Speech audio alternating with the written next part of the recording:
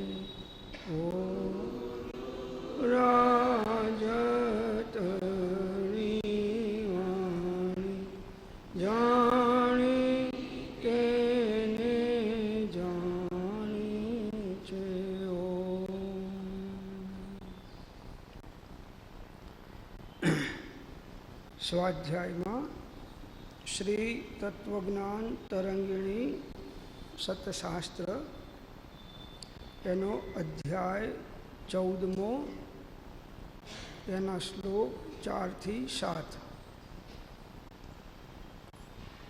વૈરાગ્યમ ત્રિવિધમ પ્રાપ્ય સંગમ હિત્વા દ્વિધા તતઃ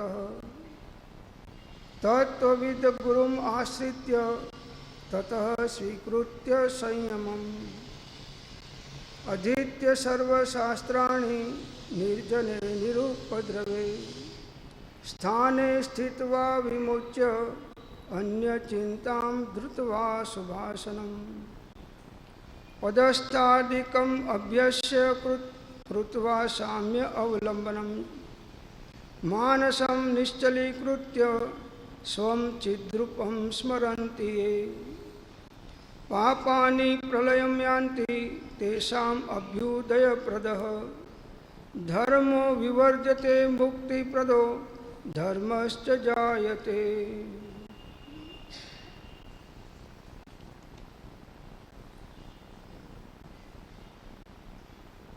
શ્લોકનો ભાવાર્થ છે કે જે મોક્ષાભિલાષી સજ્જનો ઉત્તર ત્રિવિધ વૈરાગ્યને પ્રાપ્ત કરીને પછી બાહ્ય અને અંતર સંગ પ્રસંગ ત્યાગીને તત્વવેત્તા આત્મજ્ઞાની સદ્ગુરુના શરણે જઈ તેમની આજ્ઞાએ સંયમ સાધી તે સદ્ગુરુના ચરણ સમીપે શાસ્ત્ર અભ્યાસ કરીને ઉપદ્રવ રહિત એકાંત સ્થાનમાં નિવાસ કરીને અન્ય ચિંતાઓ તજીને શુભ આસનને દ્રઢતાથી ધરીને પદસ્થ પિંડસ્થ રૂપસ્થ અને રૂપાતીત એ ધ્યાનનો અભ્યાસ કરીને સામ્ય ભાવ વિતરાગ ભાવનું અવલંબન ગ્રહણ કરીને મનને નિશ્ચલ સ્થિર કરીને પોતાના શુદ્ધ આત્મ સ્વરૂપને સ્મરે છે તેમના પાપ ક્ષય થઈ જાય છે. તેમને અભ્યુદય ધર્મ એટલે અનેક પ્રકારની સ્વર્ગ આદિક સંપત્તિને આપનાર પુણ્ય પ્રાપ્તિરૂપ ધર્મ વધે છે અને મુક્તિપ્રદ ધર્મ એટલે શુદ્ધ ભાવની ઉત્પત્તિ થાય છે કે જેથી સંવરપૂર્વક નિર્જરા થતાં સર્વ કર્મ ક્ષય થઈ મોક્ષ પ્રાપ્ત થાય છે. કોની વાત છે આ? કે જે જીવો મોક્ષાભિલાષી છે એમના માટેની આ વાત છે. જેને મોક્ષે જવાની ભાવના છે નજીકના ભવિષ્યમાં, તેમને શું કરવું જોઈએ એ વાત અહીં આગળ જ્ઞાનભૂષાનંદ ભટ્ટારકજી બતાવે છે કે એવા મોક્ષાભિલાષી સજ્જનો ઉત્તર ત્રિવિધ વૈરાગ્યને પ્રાપ્ત કરીને મોક્ષે જવું હોય અને રાગ વધારીએ જગતના પદાર્થોમાં, ચેતન કે અચેતન પદાર્થોમાં, તો વૈરાગ્ય વગર બધી સાધનાઓ નિષ્ફળ જાય. વર્તમાન સાધકોની અંદરમાં વૈરાગ્ય બહુ જ ઓછા પ્રમાણમાં જોવામાં આવે છે. જ્ઞાન જીવોમાં ઘણું છે, બહારમાં ભક્તિ પણ ઘણી કરે છે, તપ ત્યાગ પણ ઘણા કરે છે, પણ વૈરાગ્યવાન જીવોની બહુ ખામી છે આ કાળમાં. વૈરાગ્ય વગર કોઈ સાધના તમે યથાર્થ નહીં કરી શકો.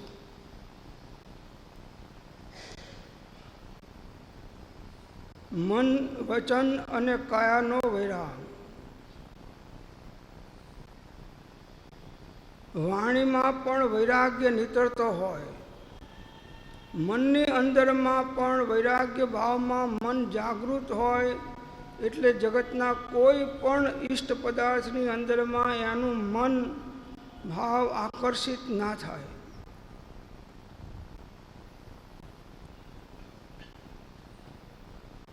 અને કાયા એટલે 5 ઇન્દ્રિયનો જે રાગ છે એ રાગને ત્યાગી અને 5 ઇન્દ્રિયના વિષયોને જીતી લેવા, એમાં પણ રાગ ભાવ નહીં. કોઈ પણ પ્રકારનો રાગ એ આકુળતા વ્યાકુળતા યુક્ત છે.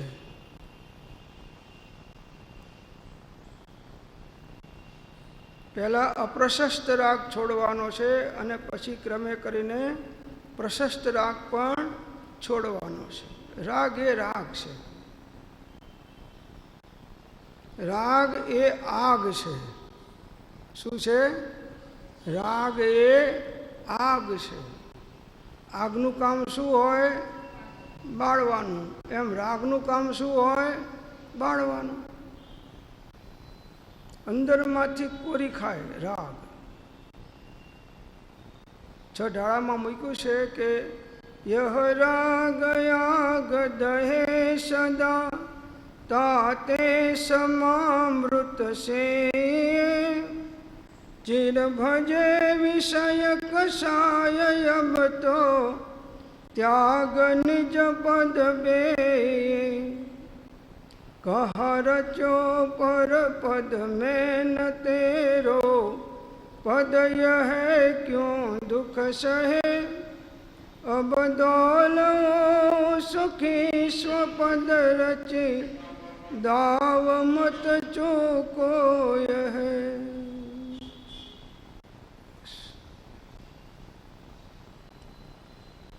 રાગ મોહપૂર્વકનો રાગ મારી નાખે છે. અવિરતિ સમ્યક દ્રષ્ટિ, દેશવૃત્તિ સમ્યક દ્રષ્ટિ કે પ્રમદ અવસ્થાની અંદરમાં મુનિઓને પણ રાગ હોય છે, નથી હોતો એમ નહીં. મહાવ્રત પાળવાનો રાગ છે એમને મુનિઓને, પણ એ અપ્રમત અવસ્થામાં. અરે પ્રમત અવસ્થામાં. અપ્રમત અવસ્થામાં ગયા પછી રાગ નહીં, તો ત્યાં પણ બંધ છે. પંચમ ગુણ સ્થાનકમાં પણ દેવગુરુ શાસ્ત્રનો રાગ વિશેષ હોય છે, તો એને પણ બંધ છે. તો કોઈ પણ પ્રકારનો રાગ એ બંધનું કારણ છે, આકુળતા વ્યાકુળતાનું કારણ છે, અશાંતિનું કારણ છે.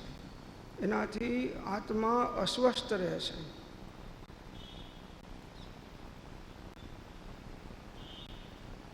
પછી બાહ્ય અને અંતર સંગ પ્રસંગ ત્યાગીને, જો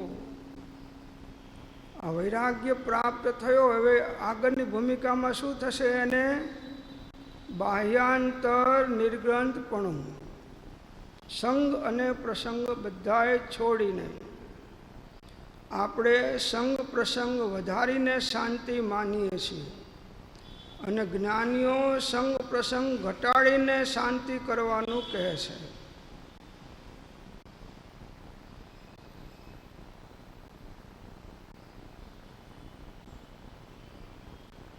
અસંગતામાં શાંતિ છે, સંગમાં શાંતિ નથી.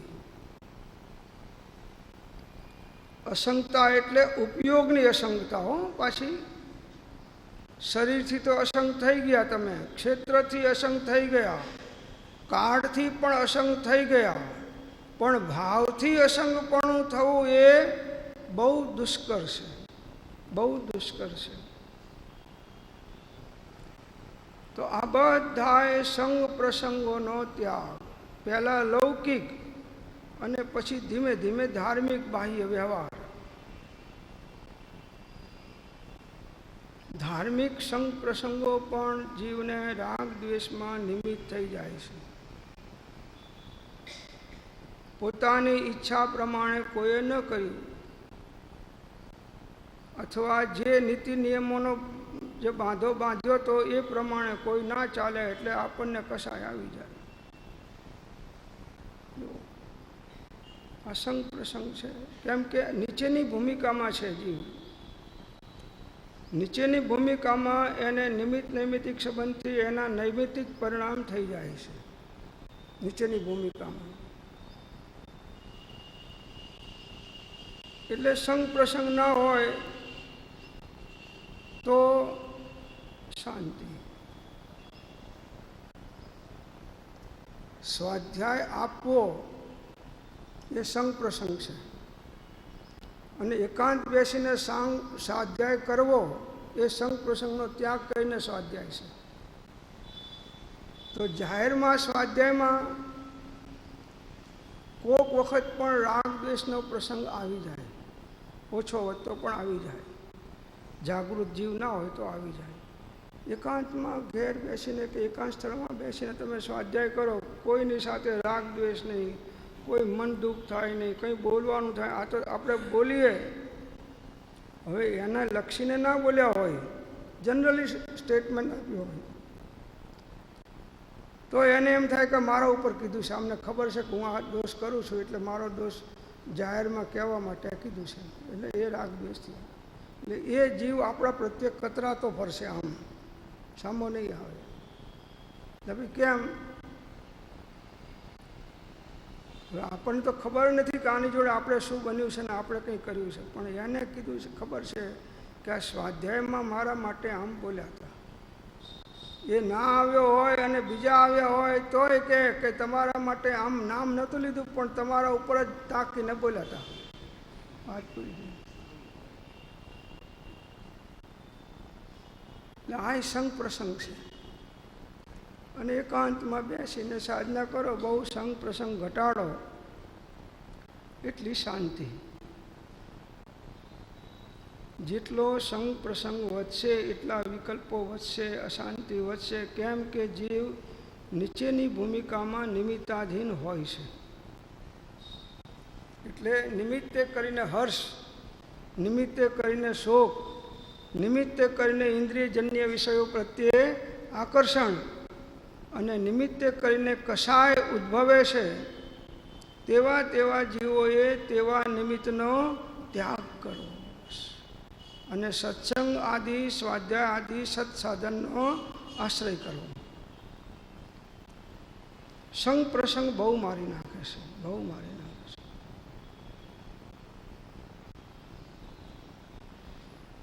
બહુ લંબાણપૂર્વક નથી લેતા, પણ કોઈ પણ ક્ષેત્રના સંગ પ્રસંગ જીવને વિભાવનું કશાયનું નિમિત્ત તો છે.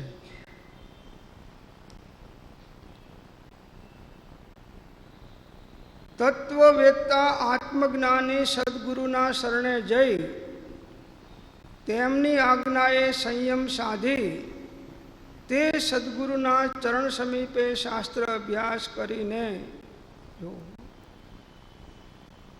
હવે આત્મજ્ઞાની સદગુરુ, નિર્ગ્રંથ ગુરુ, એમના શરણે જાઓ. ચત્તારી શરણમ પવજ્જામી, અર્હંતે શરણમ પવજ્જામી, સિદ્ધે શરણમ પવજ્જામી, સાહુ શરણમ પવજ્જામી અને કેવલી પણતમ ધમ્મમ શરણમ પવજ્જામી. સાહુ શરણમ પવજ્જામી. બસ.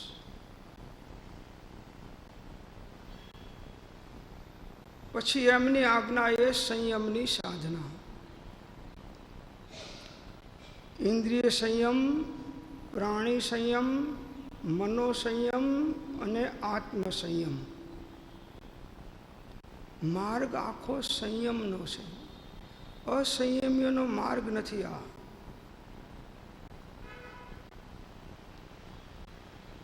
સંયમ સાથે પરમાત્માની આજ્ઞા અનુસાર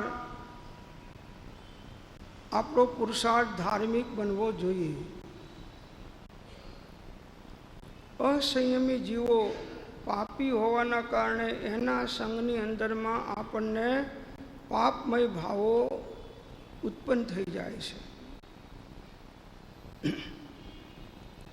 સંયમના હેતુથી યોગ પ્રવર્તના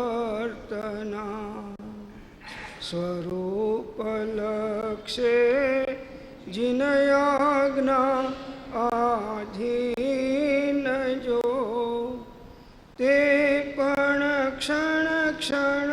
ઘટતી જાતી સ્થિતિમાં અંતે થાય નિજ સ્વરૂપમાં લીન જો અપૂર્વ અવસર એવો ક્યારે આવશે. એટલે સાધુઓને પણ આચાર્ય ભગવંતોએ આજ્ઞા આપી છે કે તમારે પણ અસંયમોનો સંગ પ્રસંગ વધારે નહીં રાખો, નહીં તો તમે પણ અસંયમય ભાવોમાં આવી જશો. સંયમીઓને બોધ આપ્યો છે, ત્યાગીઓને. અસંયમીઓ સમાધિ શતકમાં આવે છે 72મા શ્લોકમાં કે અસંયમી સંસારી જીવોનો સંગ કરવાથી વાતચીતનો પ્રસંગ બને છે. વાતચીત થવાથી વિકલ્પોની ઉત્પત્તિ થાય છે અને વિકલ્પોની ઉત્પત્તિ થવાથી નિર્વિકલ્પ સ્થિતિને ધક્કો વાગે છે. માટે જ્ઞાનીઓએ સંયમીઓએ અસંયમીનો સંગમાં રહેવું નહીં. આ 72 શ્લોકમાં મૂક્યું છે સમાધિ શતકમાં.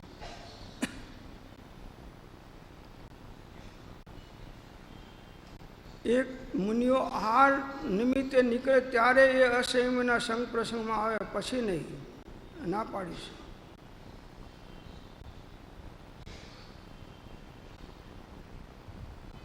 જેવાની સાથે તેવા. એટલે એવા જીવોનો સંગ નહીં કરવો કે જેવા જીવોના સંગમાં રહી અને આપણે પ્રમાદમાં આવી અને આત્માની સાધના ચૂકી જઈએ.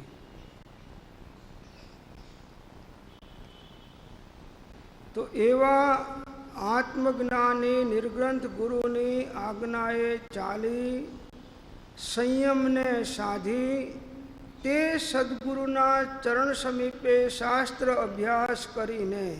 જો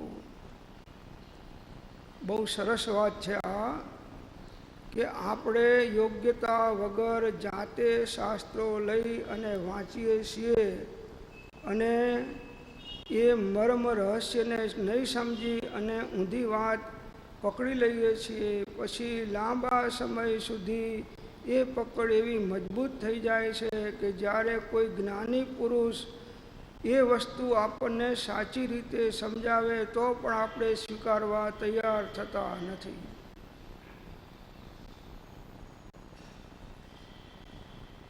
હંમેશા શાસ્ત્ર જ્ઞાન પહેલાં સત્પુરુષના ચરણે હોય, પછી એમનો યોગ કાયમ ના થાય એટલે આપણે ભલે વાંચીએ આપણી જાતે, પણ પહેલાં તો એમની પાસે શરૂ. કોઈ ના હોય તો એમના ચરણમાં શાસ્ત્ર મૂકીને એમની આજ્ઞા લઈને વાંચો.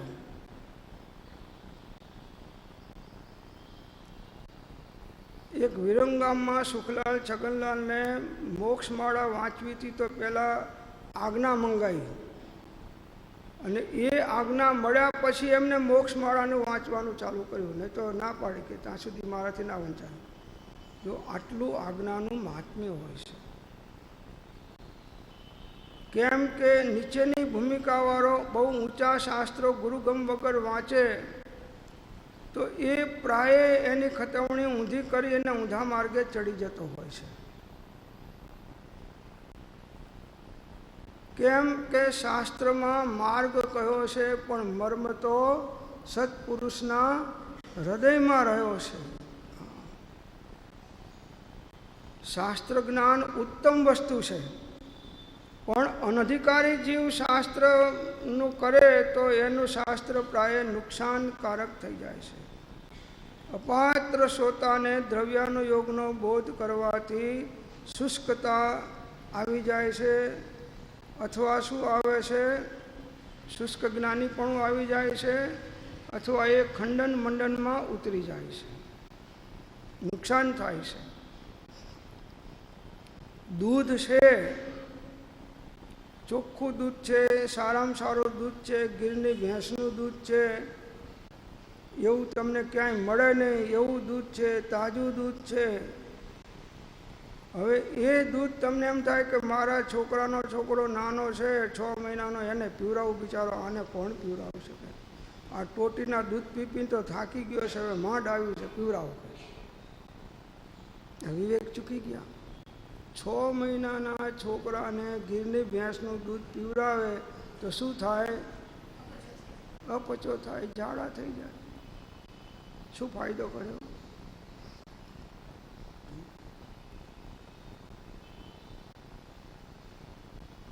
એ ગીરની ભેંસના દૂધનું ઘી બહુ સરસ થાય.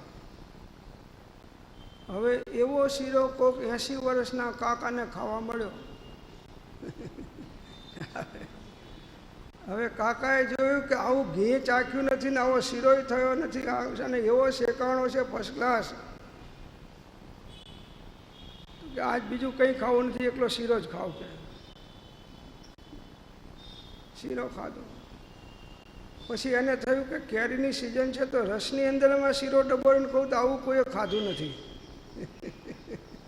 આવું કોઈએ ખાધું નથી. એટલે રસની અંદરમાં કેસર કેરીમાં રસમાં જૂનાગઢની કેરી અને જૂનાગઢની ભેંસનું ઘી, આ બે ભેગું કરીને ખાધું.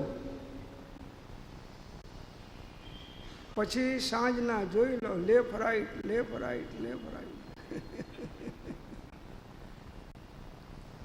શીરો ખોટો નથી, પણ અનધિકારી જીવના હાથમાં ગયો છે એટલે એને નુકસાનકારક. એમ અનધિકારી જીવના હાથમાં શાસ્ત્રો જાય છે તો એ પ્રાય કાં તો શુષ્ક જ્ઞાની થઈ જાય છે, કાં તો ખંડન મંડનમાં પડી જાય છે, એ આડા માર્ગે કાં તો તર્ક વિતર્કમાં પડી જાય છે.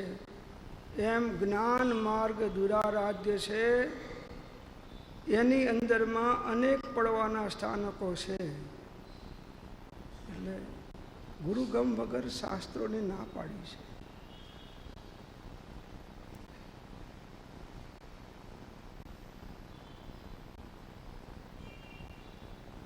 તો ગુરુ પાસે રહી અને 4 અનુયોગોના શાસ્ત્રનો અભ્યાસ કરો, એમનો બોધ સાંભળો. પછી જે અંદરમાં તમને તત્વ પ્રાપ્ત થયું, જે તમને અંદરમાં પદાર્થનો નિર્ણય થયો, હવે તમને જે સાધનાનો માર્ગ સુસ્પષ્ટપણે દેખાણો, એ માર્ગની સાધના કરવા માટે ઉપદ્રવ રહિત એકાંત સ્થાનમાં નિવાસ કરીને, હવે રાજકોટ ને અમદાવાદ ને મુંબઈ છોડો અને ઈડર તારંગાને પકડો, એકાંત સ્થાનમાં જાઓ. અને એ પાછા ટોળા ભેગા કરીને નહીં હો, નહીં તો પાછું એ નવું પાછું સંસાર. થોડા 2-4 સમકક્ષ સમસ્વભાવી સત્સંગીઓ સાધકો હોય એની સાથે ઠીક છે, બસ. અને ત્યાં આગળ જઈને પછી ધ્યાનનો અભ્યાસ કરો. કેમ કે બધી સાધનાનો માલ ધ્યાનમાં રહ્યો છે. ઔષધ વિચાર ધ્યાન.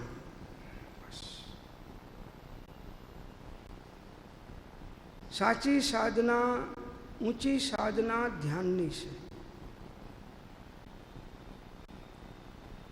જેમ જેમ એકાગ્રતા કેળવાય છે, પદાર્થનો નિર્ણય થાય છે, વૈરાગ્યની વૃદ્ધિ થાય છે, તત્વનું યથાર્થ જ્ઞાન થાય છે શાસ્ત્ર અભ્યાસ દ્વારા, ગુરુગમના બોધપૂર્વક, ત્યાર પછી એ ભેદ વિજ્ઞાનની સાધનાની અંદરમાં ઉપયોગને આત્મા સાથે અભેદ કરવા માટે ધ્યાનનો અભ્યાસ કરે છે.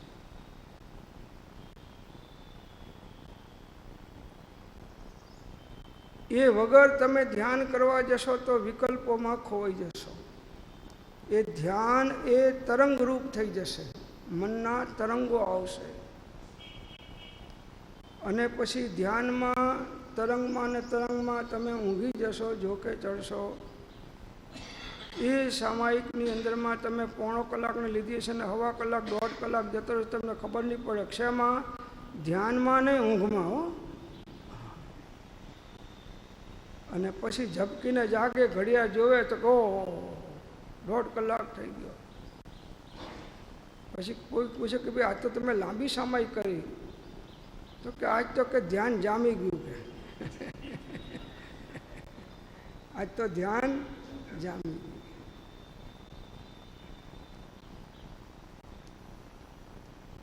સત્સંગ અને અસંગતા. સત્સંગમાં જ્ઞાનીઓનો બોધ ધારણ કરો, અસંગતામાં ધ્યાન દ્વારા એને સાધ્ય કરો. એકાંત પણ સાધક માટે બહુ જરૂરી છે. વધારે જીવોનો પરિચય થાય તો એ જીવ ધ્યાનનો અધિકારી વિશેષ બની શકે નહીં. ધ્યાની જીવો પ્રાય મૌન રહેશે, એકાંતમાં રહેશે, અસંગમાં રહેશે, કોઈ સંગ પ્રસંગ પરિચય નહીં વધારે. એમના માટે એ સારું છે. અને જે ધ્યાનમાં રહી શકતા નથી, એવી યોગ્યતા નથી, તો એ સત્સંગીઓના સંગમાં રહેવાના. ઠીક છે, એના માટે સેકન્ડ બેસ્ટ એ છે. પણ અસત્સંગીઓ, અજ્ઞાનીઓ, અસંયમીઓના જીવોના સંગમાં તો રહેવું નહીં.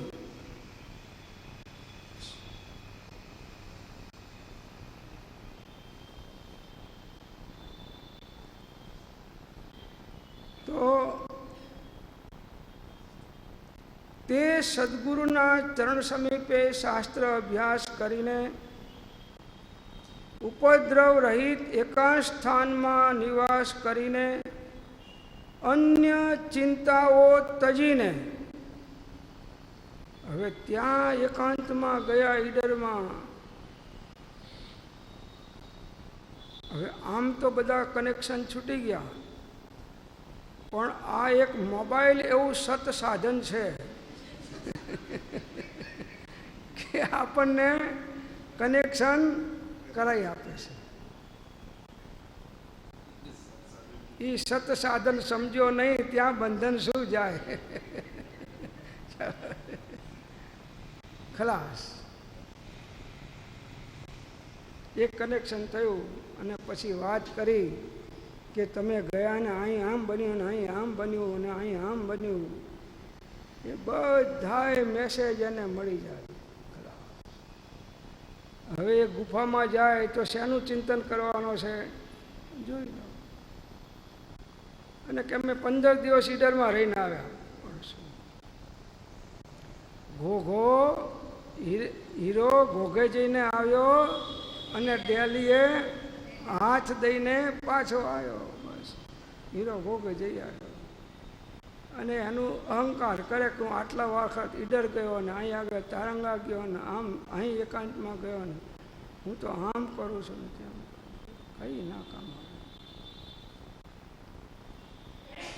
મન સાધ્યું તેને સઘળું સાધ્યું, એ વાત નહીં ખોટી, એમ કહે સાધ્યું તે નવી માનું, એ કઈ વાત છે મોટી. હો કુંથુજીના મનડું કિમહી ન બાજે. બધી ચિંતાઓ છોડો. તમે ગમે એટલી ચિંતાઓ કરશો તોય પણ જગતના જે પરદૈવોનું જે પરિણમન થવાનું છે, જે અવસ્થા થવાની છે, એને ઇન્દ્ર, જિનેન્દ્ર, નરેન્દ્ર પણ ફેરફાર કરી શકે એમ નથી. ચિંતા કરશો તો પણ જે બનવાનું છે એ જ બનવાનું છે, ચિંતા નહીં કરો તો પણ એ બનવાનું છે એ જ બનવાનું છે. માટે ચિંતા કરવી નિરર્થક છે. ચિંતા ऐसी डाकिनी काट कलेजा खाए, मुआ ढोर के चाम से लोहा भस्म हो जाए. ચિતા સારી ચિતા, પણ ચિંતા ખોટી.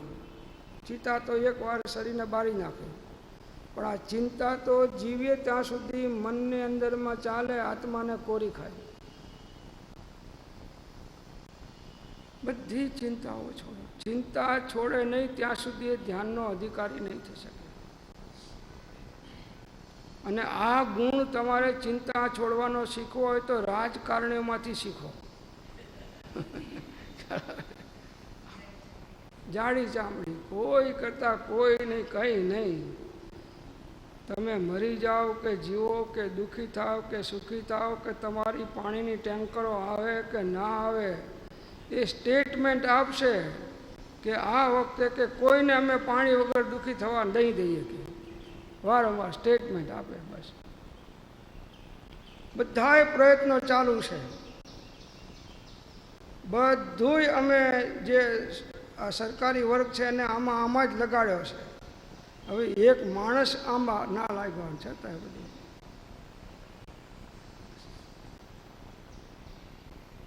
જો કોઈ સરકારી આ પ્રધાન કે એવા મોટા અમલદારો તમને પાતળા દેખાય છે? ચિંતા હોય તો પાતળા થાય. ચિંતા જ નહીં, કંઈ ચિંતા નહીં. એટલે આ લોકો ધ્યાનના અધિકારી વધારે. આ લોકો છે એ ધ્યાનના અધિકારી વધારે. જો એમને હાલ આ વસ્તુ મળી જાય કામ કાઢી નાખે છે. તો બધી ચિંતાઓ છોડો.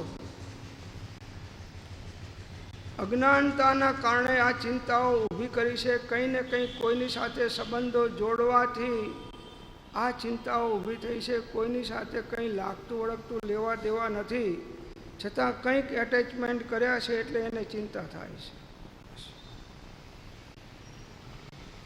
મિયાં ક્યું દુબલે તો કે હે સારે ગામ કી નહીં સારે દેશ કી ફિકર.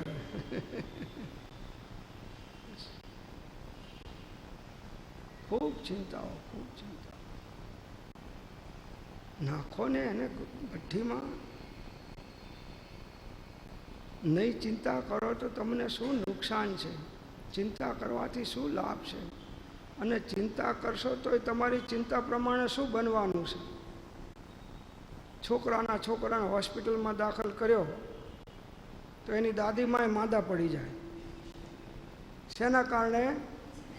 ચિંતાના કારણે. એટલે બાબાની ચિંતાના કારણે. ઘણી વખત છોકરા મરી જાય એની માનો દેહ છૂટી જાય. 12મા ધોરણમાં છોકરાને ટેન્શન ના હોય એટલે એની માને ટેન્શન હોય. 12મા ધોરણમાં છોકરાઓ ભણતા હોય તો એના મા બાપને ટેન્શન હોય. છોકરાને ના હોય એટલું એના કરતાં ડબલ એના મા બાપને ટેન્શન હોય છે. આ જીવ ચિંતા ના કરે તોય માંદો પડી જાય પાછો. એવી એને ચિંતાઓની કુટેવ પાડી દીધી છે.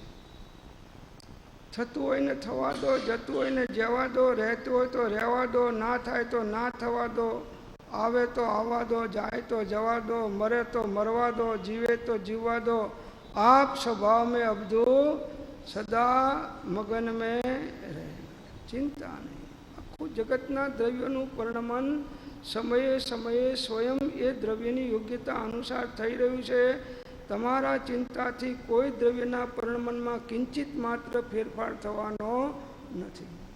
કાલ પેલું પદ બોલ્યા હતા ને, હોતા સ્વયં જગત પરિણામ મેં જગ કા કરતા ક્યા કામ दूर हटो परकृत परिणाम सहजानंद रहो अभिराम हूँ स्वतंत्र निश्चल निष्काम ज्ञाता દ્રષ્ટા આત્મરામ.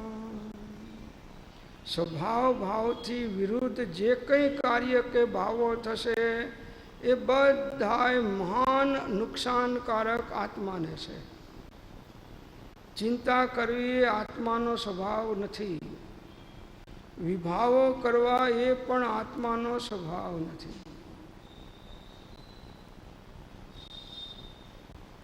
તો તમારા વિભાવની ચિંતા નથી થતી ને બીજાની ચિંતા થાય છે.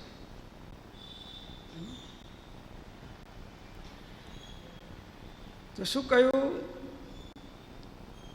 કે બધાએ સંગ પ્રસંગનો ત્યાગ કરી કોઈ આત્મજ્ઞાની સદગુરુના શરણે નિશ્રાએ જઈ એની આજ્ઞાએ સંયમ આરાધી એ સદગુરુના ચરણ સમીપે શાસ્ત્રનો અભ્યાસ કરી અને ઉપદ્રવ રહિત એકાંત સ્થાનમાં નિવાસ કરી અન્ય ચિંતાઓને તજી શુભ આસનને દ્રઢતાથી ધરીને, આ બીજી વાત ધ્યાનવાળા માટે,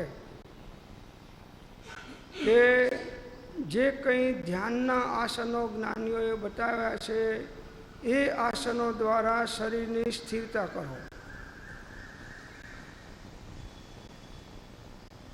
સ્થિરતા વગર ધ્યાન ઉત્તમ પ્રકારનું થઈ નહીં શકે. મનની સ્થિરતા, વચનની સ્થિરતા, કાયાની સ્થિરતા અને આત્માની સ્થિરતા.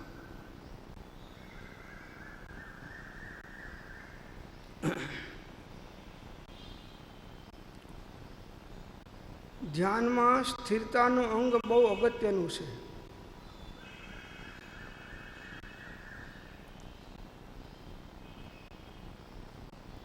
જેમ દૂધની અંદરમાં મેરવણ નાખ્યું હોય અને એને વારંવાર હલાવ્યા કરીએ તો એ જામે નહીં,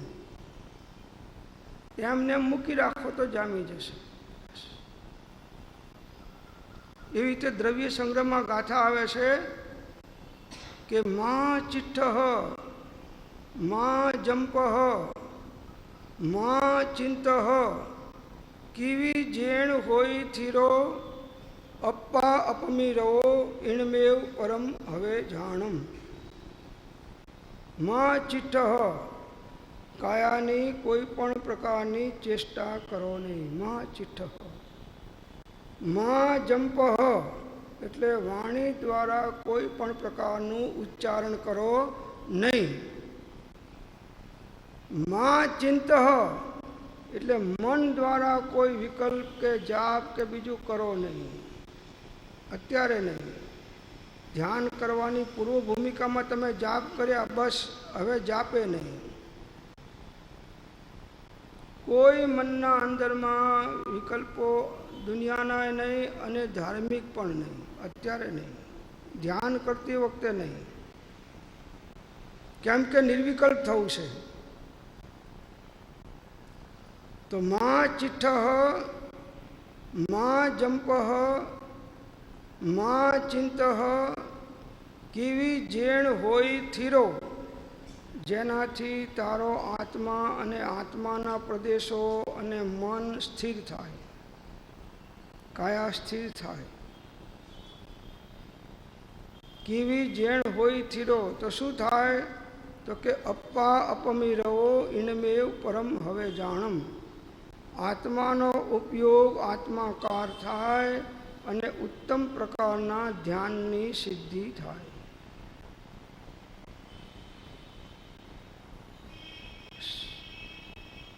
જેનો ઉપયોગ એકાગ્ર થઈ અને આત્માની અંદરમાં સ્થિર થયો તો એનો આત્માનો ઉપયોગ આત્માકાર થયો અને ઉત્તમ પ્રકારના આત્મધ્યાનની નિર્વિકલ્પ સિદ્ધિ અને નિર્વિકલ્પ ધ્યાનની સિદ્ધિ પ્રગટ થઈ. આટલો મોક્ષ માર્ગ છે પ્રભુ, આટલો જ.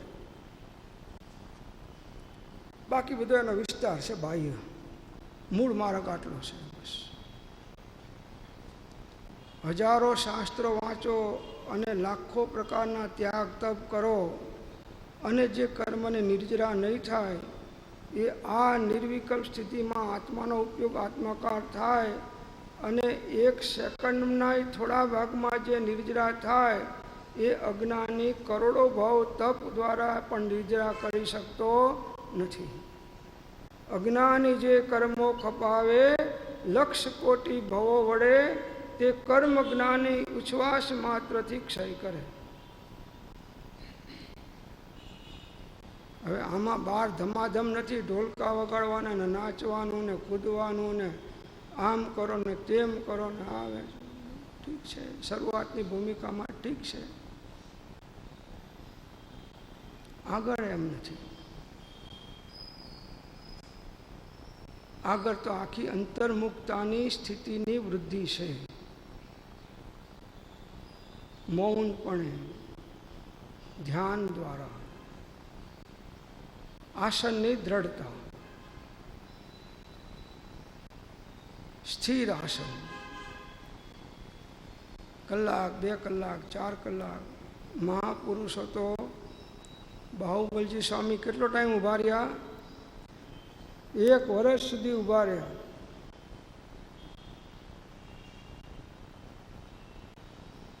એમને એમ આંગળી હલાઈ નથી. અને આપણે 1 સેકન્ડ આંગળી હલાયા વગર રહી શકીએ? જોઈ લો આપણી સ્થિરતા.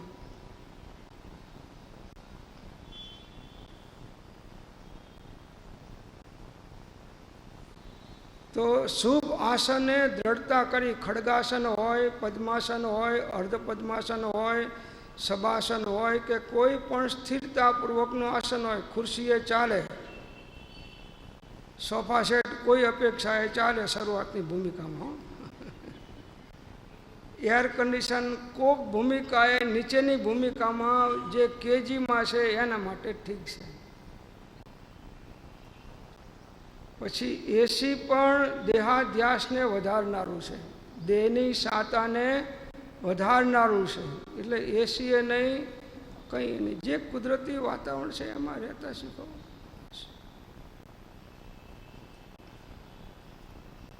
પંખા ફરતા હોય ને આ લાઇટો ચાલતી હોય ને એ કરતા હોય ને એમાં પાછા સામાયિક લઈને બેઠા હોય, અને સામાયિકવાળા કે મેં ક્યાં ચાલુ કર્યું છે, એમને કરે છે.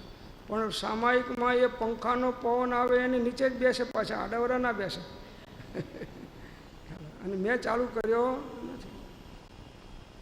કોને છેતરે છે? જી, હે, પોતાની જાતને છેતરે છે.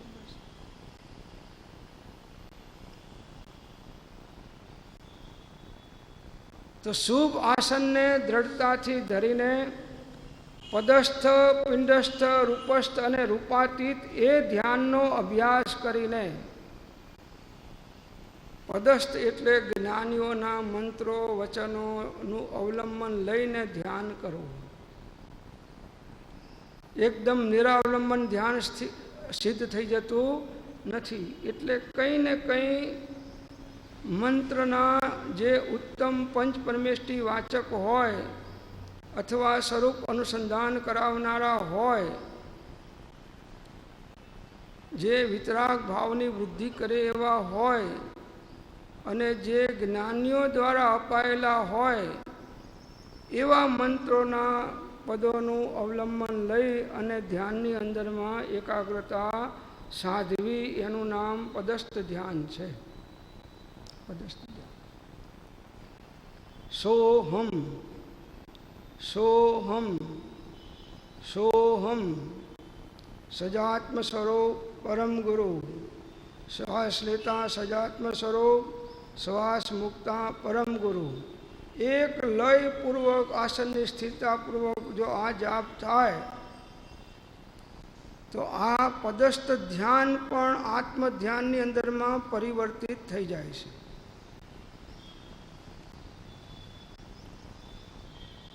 એક મંત્ર બહુ છે. એક મંત્ર એટલે 14 પૂર્વનો સાર છે. જ્ઞાની પુરુષોએ મંત્રની અંદરમાં 14 પૂર્વનો સાર એને બીજ રૂપે મૂક્યો છે. આ બીજ મંત્ર છે.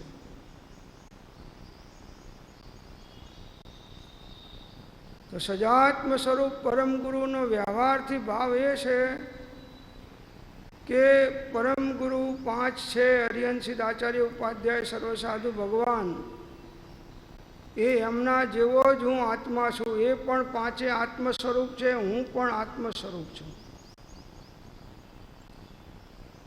વ્યવહારથી આ પ્રકારની પહેલા મંત્રની સાધના દ્વારા દ્રઢતા કરી પછી નિશ્ચય અર્થમાં ઉપયોગ લગાડી અને આત્માનું ધ્યાન કરવા માટે પ્રયત્ન કરવાનો છે. તો મારું પરમ ગુરુ મારું સજાત્મ સ્વરૂપ જ છે, અને એ સજાત્મ સ્વરૂપનો આશ્રય કરવાથી પરમ ગુરુ પદ પ્રગટ થાય છે. માટે મારો પરમ ગુરુ મારું સજાત્મ સ્વરૂપ જ છે, નિશ્ચયથી મારો ગુરુ હું જ છું. આ પ્રકારની ભાવના રાખી શ્વાસોશ્વાસ પૂર્વક આસનની સ્થિરતા કરી ઉપયોગને મનમાં ધારણ કરી અને ધીમે ધીમે ધીમે ધીમે જાપ દ્વારા ધ્યાનની અંદરમાં એકાગ્ર થવાનો અભ્યાસ કરો. શ્વાસોશ્વાસ પૂર્વક ધીમા ધીમા શ્વાસોશ્વાસ. શ્વાસ લો ત્યારે સજાત્મ સ્વરૂપ, શ્વાસ મૂકો ત્યારે પરમ ગુરુ, શ્વાસ લો ત્યારે સજાત્મ સ્વરૂપ, શ્વાસ મૂકો ત્યારે પરમ ગુરુ. આસનની સ્થિરતા, એકાંત સ્થાન, આજુબાજુ કોઈ વિઘ્નો નહીં, કોઈ વિકલ્પો કે ચિંતાઓ નહીં, માત્ર મંત્રાકાર ઉપયોગ. મનને અહીં નાકની અણી આગળ કેન્દ્રિત કરવાનું કે તારે નિરીક્ષણ કરવાનું કે એકો એક મંત્ર બરાબર અંદરમાં સજાત્મ સ્વરૂપ જાય છે અને પરમ ગુરુ મંત્ર બહાર નીકળે છે, ત્યારે આને આ શ્વાસ સ્પર્શીને જાય છે, ત્યાં તારે ઉપયોગને મનને સ્થિર કરીને માત્ર જોવાનું જ છે. એટલે મનને ખોરાક આપી દીધો એટલે હવે મનમાં વિકલ્પ થશે નહીં, મન આડું ભટકશે નહીં. હવે એ મન 5 મિનિટ 10 મિનિટ અભ્યાસ કે જે થાય પછી ધીમે ધીમે વધશે આગળ, એ નિરીક્ષણ કરતા જાઓ, મંત્રનો જાપ કરતા જાઓ. બસ જુઓ કેટલી શાંતિ છે. કેમ કે બધા વિકલ્પ મટી ગયા, એની જ શાંતિ 80% તો થઈ ગઈ. મનના વિકલ્પોની અશાંતિ ચાલતી હતી એ 80% તો એમને એમ નીકળી ગઈ અને બાકીની 20% રહી છે મંત્રના જાપ દ્વારા એકાગ્રતા કરી અને એ એકાગ્રતાને ઉપયોગને સ્વરૂપ બાજુ વાળી અને નિશ્ચય ધ્યાન કરવાનો પુરુષાર્થ કરો. અને મુક્તા સવ્વ સાહુનમ, આ 3 શ્વાસોશ્વાસમાં પંચ પરમેષ્ટિનો જાપ થયો. આખો લેવો હોય તો 5. માળા લેવાની જરૂર નથી, બસ શ્વાસોશ્વાસ. પહેલાંના જમાનામાં માળાઓનો ઉપયોગ એટલો બધો નહોતો, શ્વાસોશ્વાસ પૂર્વક જ કાવશક ધ્યાન થતા.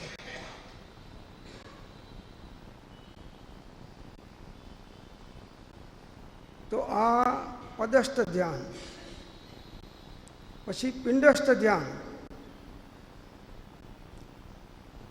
ને સર્વજ્ઞ પરમાત્મા જેવા પોતાના આત્માને ચિંતવવું.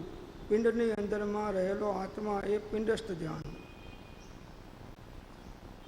જેવા પરમાત્મા તેવો જ હું, જેવો હું તેવા જ પરમાત્મા. પછી એની 5 ધારણાઓ હોય છે કે પાર્થિવી, અગ્નેયી, મારુતિ, વારુણી અને તત્વભૂ. આ 5 ધારણાઓ દ્વારા ચિત્તને એકાગ્ર કરી અને મોટા મોટા ઇન્દ્રો અને દેવો પણ જેના ઉપર જેનો અધિક પ્રભાવ છે એવા અરિહંત પરમાત્મા, સર્વજ્ઞ ભગવાન, એ સર્વજ્ઞ સમાન ભગવાન સમાન હું આત્મા છું. મારા સ્વરૂપમાં અને એમના સ્વરૂપમાં કોઈ તફાવત નથી. જે તફાવત છે એ બધો પર્યાયમાં અવસ્થામાં છે, સ્વરૂપમાં નથી. એ પરમાત્મા પદ પણ એમને પ્રગટ કર્યું, એ પણ એમના સ્વરૂપને આશ્રય કર્યું છે, કોઈ પરના આશ્રય ના થાય. અને હું પણ મારું પરમાત્મા પદ પ્રગટ કરું તો એ મારા સ્વરૂપના આશ્રય જ કરું. આ પ્રકારે આત્માનું ચિંતન કરી અને પિંડસ્થ ધ્યાન, પિંડમાં રહેલા આત્માનું ધ્યાન સર્વજ્ઞ પરમાત્માના અવલંબન દ્વારા. અને એમની વિતરાગ મુદ્રા લેવી હોય તો અહીં જ્ઞાન ચક્રની અંદરમાં એની વિતરાગ મુદ્રાને સ્થાપો અને પછી ઉપયોગને ત્યાં રાખી અને આ પોતાને સર્વજ્ઞ પરમાત્મા સમાન ચિંતો કે હું પણ આમના જેવો સજાત્મ સ્વરૂપી આત્મા છું, શુદ્ધ ચૈતન્ય સ્વરૂપી આત્મા છું. પછી પાર્થિવી ધ્યાન કે ચારે બાજુથી મારો આત્મા કર્મોથી અને બધા સંસારના પદાર્થોથી ઘેરાયેલો છે. હવે એની અંદરમાં ધ્યાનની અંદરમાં અગ્નિ પ્રગટ થઈ. એ અગ્નિ પ્રગટ થઈ એટલે ચારે બાજુ કર્મોની અંદરમાં આગ લાગવા માંડી આજુબાજુના બધા કચરાઓ સાફ થવા માંડે આગના કારણે. એ આગ લાગી, હવે અંદરમાં આગ થઈ, બધું ખાક થઈ ગયું, ખાલી રાખ પડી છે. એ રાખ પણ પવન આવવાથી ઉડવા માંડી. રાખ પણ પવન દ્વારા, આ મનમાં ચિંતન ભાવના કરવાની છે. પછી અંદરમાં એ રાખે ઉડી ગઈ, પછી ધોધમાર વરસાદ થયો અને એ બધી રાખે તણાઈ ગઈ. હું માત્ર એકલી શુદ્ધ ચેતના આ બધાને જોઈ રહ્યો છું. આ પ્રકારના અવલંબન દ્વારા પણ પોતાના આત્માને સર્વજ્ઞ પરમાત્મા સમાન ચિંતન કરવો એ પિંડસ્થ ધ્યાન છે. પછી રૂપસ્થ ધ્યાન છે કે ભગવાન 34 અતિશયોથી પરિપૂર્ણ, કેવળ જ્ઞાન, કેવળ દર્શન, અનંત વીર્ય, અનંત સુખથી બિરાજમાન છે. ભગવાન સમોસરની અંદરમાં બેસી અને દિવ્ય ધ્વનિ પ્રકાશી રહ્યા છે. તો સમોસરની અંદરમાં બિરાજમાન અરિહંત પરમાત્મા એમના રૂપનું અવલંબન લઈ અને આત્મધ્યાનની એકાગ્રતા કરવી એ રૂપસ્થ ધ્યાન છે. સંક્ષેપમાં પછી પ્રેક્ટિકલ કરવું હોય તો એ ડરાવજો, કોઈ ટિકિટ નથી અને જમવાના પૈસા નહીં આપો તોય ચાલશે, આવો શાંતિ. અને ટિકિટના પૈસા ભાડાના ના હોય તો હું આપીશ, પણ આવો. પછી રૂપાતીત ધ્યાન, એટલે કોઈ પણ આકૃતિ વગર માત્ર સ્વરૂપસ્થ અશરીરીપણે રહેલા સિદ્ધ પરમાત્માનું ધ્યાન. કે હવે કોઈ કર્મો રહ્યા નથી, નો કર્મ રહ્યા નથી, કોઈ વસ્તુનો સંયોગ રહ્યો નથી. સંપૂર્ણ અશરીરી પરમાત્મા દેહાદિક સંયોગનો આત્યાંતિક વિયોગ, સિદ્ધ મોક્ષ શાશ્વત પદે નિજ અનંત સુખ ભોગ. આ પ્રકારનું ધ્યાન એ ઉપરની ભૂમિકાના મુમુક્ષુઓને રૂપાતીત ધ્યાન થઈ શકે છે, એના અધિકારી એ છે. પહેલાં આ ક્રમે કરીને 3 ધ્યાન સાધ્ય થાય, પછી 4થું ધ્યાન સાધવાનો જીવ અધિકારી બને છે.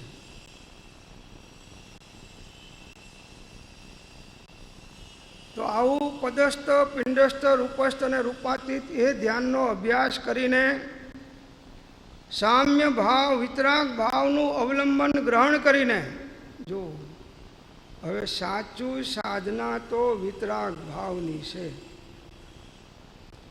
જો આપણા રાગ દ્વેષ ઘટે નહીં, ક્રોધ માન માયા લોભના ભાવ ઘટે નહીં, અને જે કંઈ વિષયોની વૃત્તિ મોડી પડે નહીં, તો આપણે ધ્યાનના અધિકારી બની શકતા નથી. વિતરાગતા એ જ ધર્મ છે. વિતરાગ ભાવથી જ આત્માનું રક્ષણ છે. બાકી કોઈ બીજા ભાવોથી આત્માનું રક્ષણ નથી. શુદ્ધો ઉપયોગ કહો કે વિતરાગ ભાવ કહો કે નિર્વિકલ્પ સમાધિ કહો, બધું એકાર્થવાચક છે. બધું એકાર્થવાચક છે. તો આવા સામ્ય ભાવ, વિતરાગ ભાવનું અવલંબન ગ્રહણ કરીને મનને નિશ્ચલ સ્થિર કરીને, એકદમ અડગ કરી સ્થિર કરીને, દ્રવ્ય મનને, ભાવ મન એટલે ઉપયોગને આત્મામાં સ્થિર કરીને પોતાના શુદ્ધ આત્મ સ્વરૂપને સ્મરે છે. આવું શુદ્ધ આત્માનું સ્મરણ જે કરે છે, ચિંતન જે કરે છે, ધ્યાન જે કરે છે, તેના પાપ ક્ષય થઈ જાય છે. બધાય પાપો કર્મોનો ક્રમે કરીને નાશ થઈ જાય છે. આ સાધના છે. 40 વર્ષથી હજી કેજીમાં ને કેજીમાં એ જ પદો ગઈએ છીએ ને એ જ બધી પદ્ધતિઓ બહારમાં કરીએ છીએ. અને પછી ઠાણનમ મોણનમ જાણનમ અપાણમ ઓશરામી. હવે આવતી 14 આવજો પ્રભુ.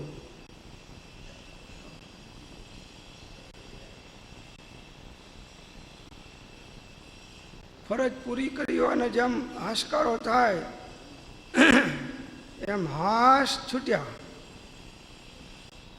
કંટાળો તો ચડે છે પણ શું થાય?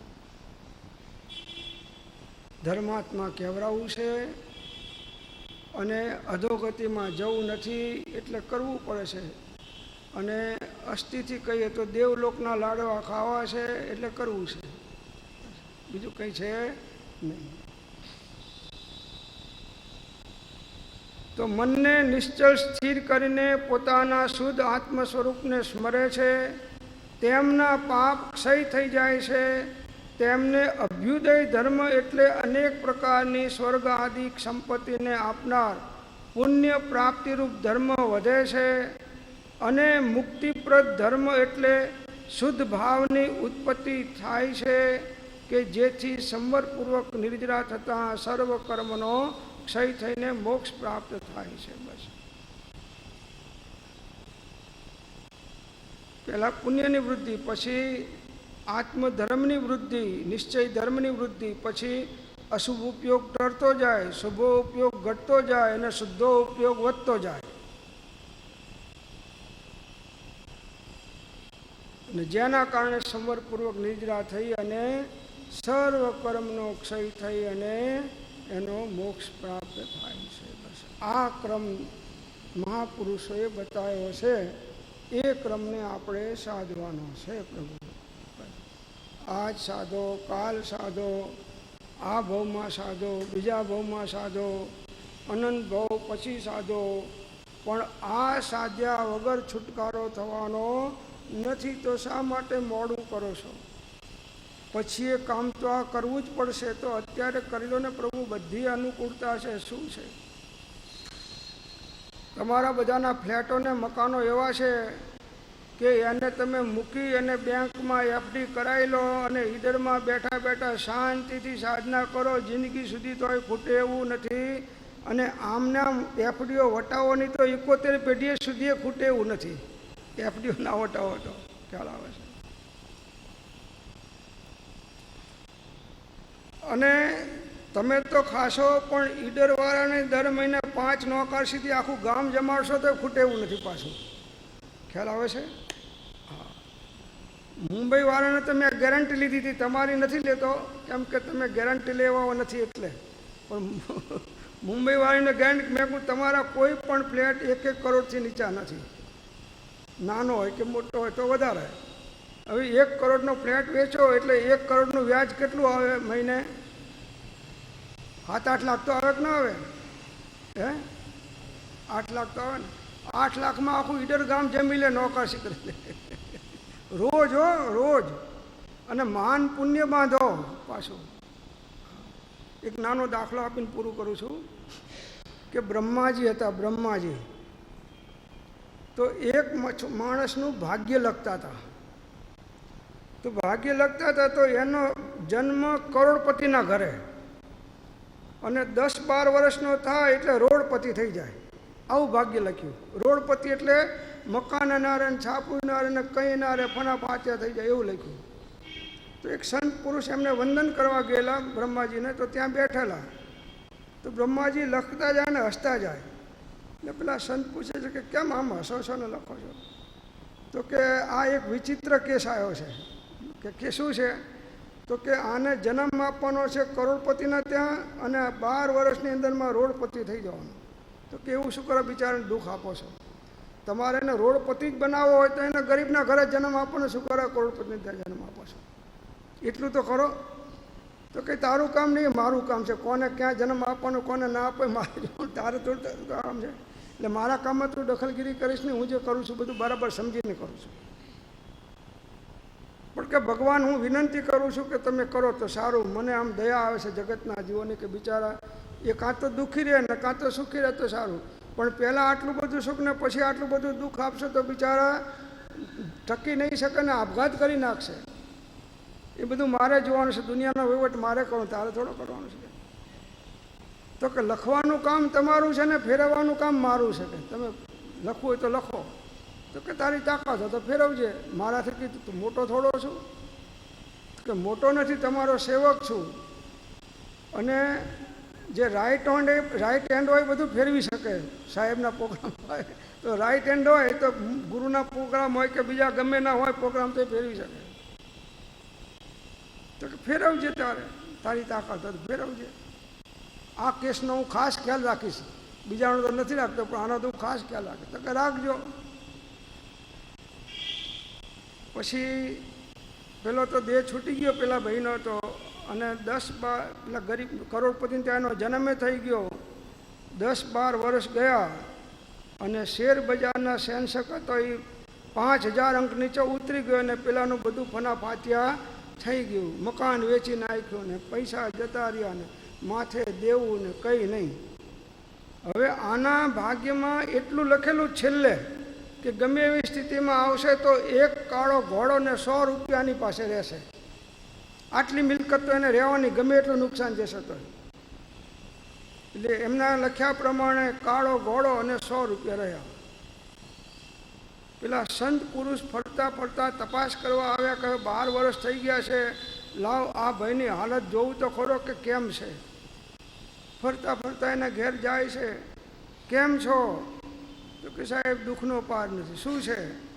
કે જન્મ્યો ત્યારે તો મોટા મહેલો હતા અને આમ ખમા ખમા થતો હતો, અત્યારે ખાવાના ફાંફા થઈ ગયા છે. ક્યાં ઘરે છે? કે આમ ઝૂંપડી બાંધીને રહું છું, મારું મકાન તો છે નહીં. પહેલાં કેવો હતો? તો કે કરોડપતિ હતો. એને ખબર નહીં, પણ પહેલાંને બધી ખબર હતી સંતને. તો કે તારે પહેલાં જેવી સ્થિતિ કરવી છે? તો કે હા બાપજી, તમારો મહાન ઉપકાર, ભગવાન કરતાં મારે તમે મોટા, તમે મારા ભગવાન. તો કે એક કામ કર, આ કાળો ઘોડો વેચી નાખ.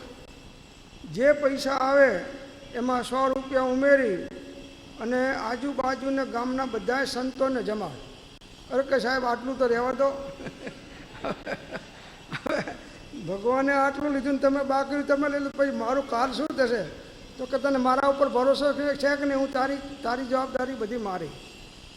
તો કે સારું બાપજી, તમે કોઈ પ્રમાણ.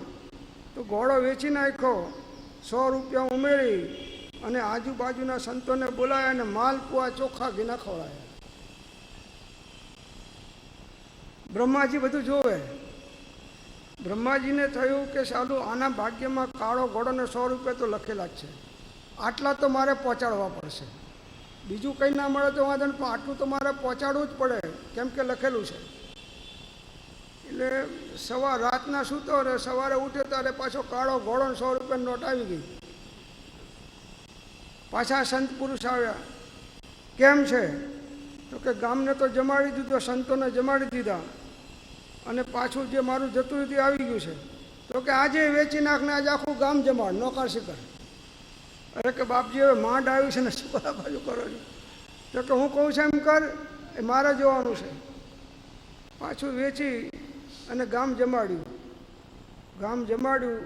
ત્રીજા દિવસે પાછી બ્રહ્માજીને ફિકર થઈ કે આટલું તો મારે પહોંચાડવું જ પડે. એટલે પાછું ત્રીજા દિવસે કાળો ઘોડો અને 100 રૂપિયા આવી ગયા. ત્રીજા દિવસે સંતે કહ્યું કે હવે આજુબાજુના ગામની નોકરશીઓ કરવાની બાકી છે, બાજુના ગામવાળાને બધાને નોકરશી કરાવો, ત્યાં જઈને આ વેચી નાખો. તો કે સારું બાપજી, તમારી આજ્ઞા પ્રમાણે ચાલુ છે, તો જેટલું છે એટલું તો આવી જાય છે, ફિકર નથી. એ જમાડ્યું. હવે આવી રીતે 5-7 દિવસ એટલે બ્રહ્માજીને ફિકર થવા માંડી કે 100 રૂપિયા તો ઠીક છે, ગમે રિઝર્વ બેંકમાંથી હું ખેંચી લઈશ, પણ આ કાળો ઘોડો રોજ ક્યાંથી લાવશું? એટલે પેલા સંતને બોલાવ્યા કે ભાઈ સાહેબ હવે શું કરવા મારી મેથી મારે છે? હવે તો કે પેલું સુધારશો તો હું નહીં કરું, નહીં સુધારો ત્યાં સુધી આ ચાલશે. બ્રહ્માજી કહે કે હું આ વહીવટમાં રહીશ તો પછી આટલા બધા જીવોનો મારે વહીવટ કરો, એનું શું થશે? એ કે તમારે જોવાનું, મારે શું જોવાનું? તો જો ભગવાનનું લખેલું પણ સંત ફેરવી દે છે. એમના સાનિધ્યમાં રહો તો એવી સાધના કરાવે કે તમારા પાપના ઉદયને પુણ્યમાં ટ્રાન્સફર કરી નાખે, અને પાપ પુણ્ય હોય એને ક્ષય કરાવી અને તમને મોક્ષે પહોંચાડી દે. આવી સંતોમાં તાકાત હોય છે. ભગવાનનું ફેરવી શકે તો તમારું ના ફેરવી શકે? ભગવાનનું લખેલું ફેરવે તો તમારું લખેલું ના ફેરવી શકે? વિશ્વાસ નથી. તો આ પ્રમાણે આ શ્લોક અહીં આગળ સમાપ્ત થાય છે. ઓમ શાંતિ શાંતિ શાંતિ. जिन वाणी के ज्ञान से सूझे लोकालोक, सो वाणी मस्तक नमो सदा देत हूँ धो. नव नमस्कार महामंत्र.